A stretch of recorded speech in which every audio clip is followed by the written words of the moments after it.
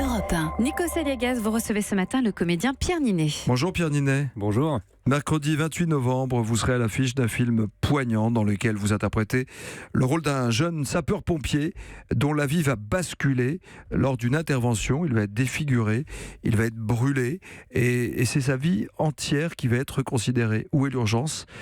Qu'est-ce que je veux ? Quelle est ma place dans la société ? C'est un film qui vous a bouleversé dès la lecture du scénario ? Oui, complètement. Je me suis senti très chanceux de recevoir un rôle comme celui-ci. Et puis un film qui est un hymne à la vie d'une certaine manière, aux petites choses de la vie qui sont en fait les grandes choses de la vie. Et puis voilà, un film qui dit aux gens, à qui que ce soit qui a eu un problème ou qui va en avoir, et on va tous en avoir forcément des épreuves à traverser. C'est un film qui dit n'abandonnez pas. Ça, c'est quelque chose qui me plaisait. C'est aussi un film qui dit on doit se relever. On doit réapprendre à construire sa vie, quel que soit le bobo. Enfin, en l'occurrence, le vôtre, votre personnage vit un drame. Parce qu'il a tout pour lui. Il est beau, il fait du sport, enfin, il est pompier, il a l'impression d'être utile aux autres, et c'est le cas. Et il va se retrouver handicapé de l'autre côté de la barrière, presque étranger dans sa propre famille, et même vis-à-vis de ses enfants, parce qu'il est défiguré. Ouais, complètement. Il sort, il part sur une intervention un jour. Moi, je suis parti observer les pompiers pendant 4 mois. J'ai vécu avec eux en caserne, j'ai fait des interventions qui ressemblaient aussi à celles que mon personnage Franck va traverser dans le film, et il va connaître cet accident pour sauver des hommes à lui. Il va se retrouver bloqué dans un grand incendie, donc il y a cette séquence dans le film.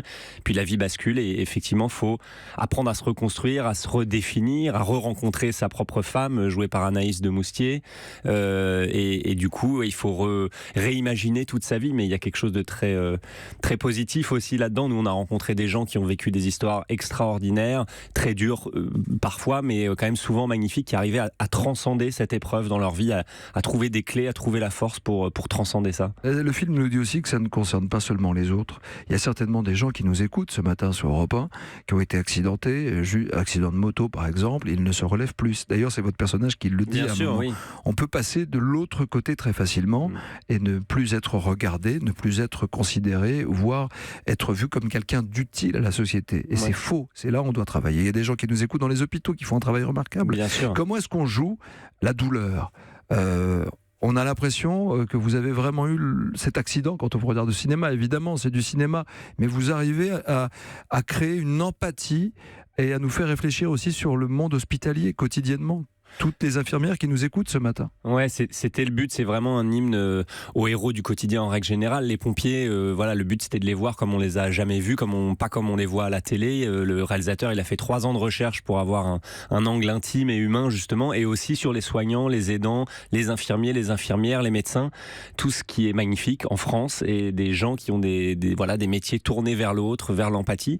Donc on se rend compte que c'est une chance extraordinaire, mais c'est aussi les héros du quotidien au sens de nous tous en fait. Enfin, j'ai l'impression que le film il raconte sauver ou périr. On peut tous périr entre guillemets, c'est-à-dire être victime d'un petit ou un grand accident du jour au lendemain. C'est ce qui fait notre condition, qu'elle est dramatique et en même temps belle. Et puis en même temps, on peut tous être héros ou sauveteurs les uns des autres. Ça, c'est une idée que j'aime beaucoup dans le film, qu'on peut tous s'entraider d'une manière ou d'une autre, à petite ou grande échelle. Il n'y a pas de fatalité. L'un des médecins qui soigne votre personnage dans le film dit tout est emporté, la jeunesse, la beauté, c'est inéluctable.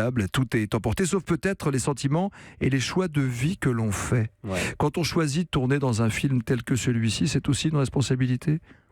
Oui, parce qu'on est messager d'histoires fortes, de gens qui ont vécu des choses très fortes, qui ont eu souvent un courage extraordinaire pour se réinventer complètement. Donc on a envie de bien passer ce message et de raconter une bonne histoire, une belle histoire. Mais après, on essaie de pas trop se mettre la pression avec ça. Nous, la pression, on l'évacue dans le travail. Voilà, moi j'ai passé 4 mois dans les hôpitaux, à l'hôpital Saint-Louis. Ça calme ? Oui, clairement, ça change de son quotidien, et ça rappelle quelques priorités essentielles de la vie. Je pense que le film le fait aussi. On a eu beaucoup de gens en avant-première qui sortent et ils disent j'ai envie d'aller dîner avec des potes, j'ai envie d'appeler ma famille, j'ai envie de... Je pense qu'il y a une espèce de...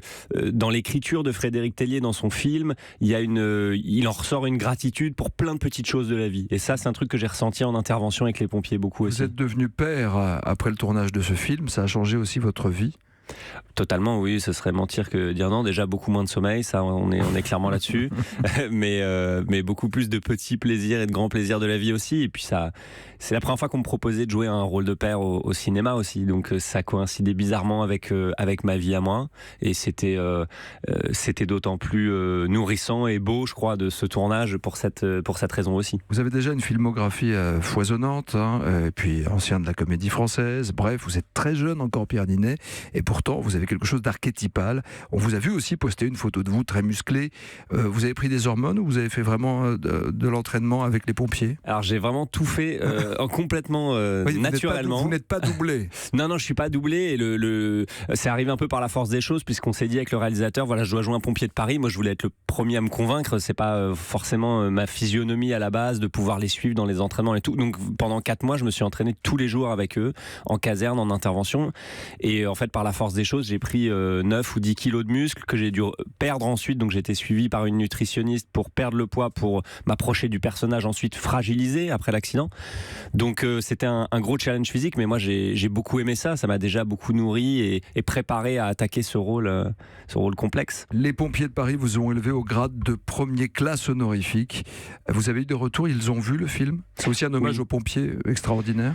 Oui, bien sûr. Ouais, je pense que c'est pour ça qu'ils ont voulu me remettre cette distinction. J'étais hyper surpris, honoré. C'était dans la grande cour des Invalides avec la ministre des Armées, le ministre des Pompiers, le général des Pompiers. Je me disais, mais qu'est-ce que je fais là concrètement? Quand la fiction devient aussi une partie de votre réalité. Oui, une partie de notre vie, là, en l'occurrence. Le réalisateur et moi, on savait qu'on ne ressortirait pas comme on est entré dans ce film. C'est vraiment un film qui nous a bouleversés dans le bon sens du terme, mais c'était une grande surprise. Et en même temps, je pense que tous les pompiers qui ont vu le film pour le moment, il y a une réaction unanime et qui est une de nos plus belles victoires et des plus beaux compliments, c'est qu'ils disent on reconnaît notre vie, on reconnaît ce détail-là. Et ils sont contents, je pense, qu'on montre l'homme derrière la fonction, tout simplement, quoi. Est-ce que c'est, dernière question, le rôle de votre vie jusqu'à présent? Vous pensez? C'est une question que je pose. Je sais pas. Il est puissant, il est différent. Non pas que les autres ne l'étaient pas, mais celui-là, il peut vous emmener ailleurs. Pierre Ninet. Il est particulier pour moi. Il est particulier dans mon cœur parce que artistiquement et humainement, j'ai vu des choses que j'ai jamais vues, et je pense que le film est un film très positif quand même et plein de lumière sur des choses graves, et j'aime bien ce contraste entre les deux. Sauver ou périr au cinéma le 28 novembre prochain, un film Europe 1. Merci d'avoir été des nôtres. Merci. Vraisemblablement la dernière interview de la matinale avec un artiste ce matin ici. On aura Chloé Mons tout à l'heure, la veuve d'Alain Bachung, mais physiquement, on l'aura au téléphone. Physiquement, vous étiez le dernier invité de la rue François 1er. Bah oui, beaucoup d'émotions, j'ai cru comprendre dès que je suis rentré dans les studios ce matin. Donc, vous viendrez nous voir rue des Cévennes. Oui, avec grand plaisir. Pierre Ninet sur Europe 1. Bonne journée, Pierre.